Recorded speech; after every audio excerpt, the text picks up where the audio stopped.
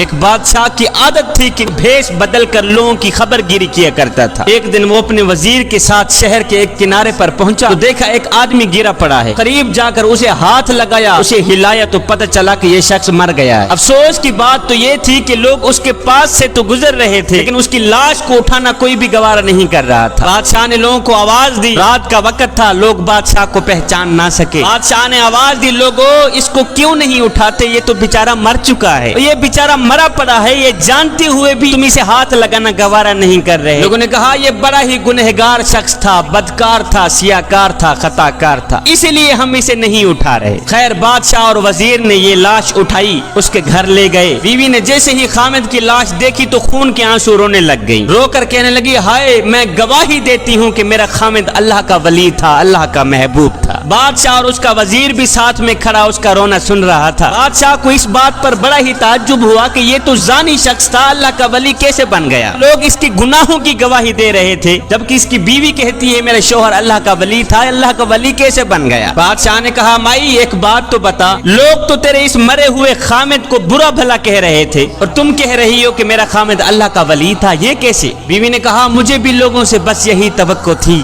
بھائیو، دراصل حقیقت یہ ہے کہ میرا خامد روز شراب خانے جا کر شراب خریدتا اور گھر لا کر گڑھے میں بہا دیتا اور ساتھ میں کہتا چلو کچھ تو گناہوں کا بوجھ مسلمانوں سے ہلکا ہوا۔ پیتا نہیں تھا، وہاں سے شراب لے کر گھر آ کر گڑھے میں بہا دیتا تھا، کہتا جو شراب میں نے خرید کر گڑھے میں ڈالی ہے اگر یہ شراب کوئی اور لے جاتا تو ساری رات گناہوں میں گزارتا۔ اسی طرح میرا شوہر رات کو ایک گندی عورت کے پاس جایا کرتا تھا، اسے ایک رات کی اجرت دے کر کہتا کہ تم اپنا دروازہ بند کر دو، آج کی رات کوئی بھی تیرے دروازے پر نہ آئے۔ صبح گھر آ کر کہتا شکر ہے میرے مالک، آج اس عورت کا اور نوجوان مسلمانوں کے گناہوں کا میں نے کچھ بوجھ تو ہلکا کر ہی دیا ہے۔ اب لوگ میرے شوہر کو ان جگہوں پر آتا جاتا دیکھتے اور برا بھلا کہتے، میں شوہر کو کہتی تو یہ نیکیاں تو کر رہا ہے لیکن جب تم مرے گا تو کوئی بھی تجھے غسل دینے کو آمادہ نہیں ہوگا۔ میرا شوہر مسکرا کے کہتا کہ تم گھبراؤ نہیں، تم اپنی آنکھوں سے دیکھو گی کہ میرا جنازہ وقت کے بادشاہ پڑھیں گے۔ یہ سن کر بادشاہ رو پڑا، کہنے لگا مائی میں نے بھیس بدلا ہوا ہے، دراصل میں خود ہی بادشاہ ہوں، صبح انشاءاللہ ہم خود تیرے شوہر کو غسل دیں گے، علماء اولیاء اس کا جنازہ پڑھیں گے اور پڑھنے والے بادشاہ ہوں گے۔ نیک نے نیک سمجھا،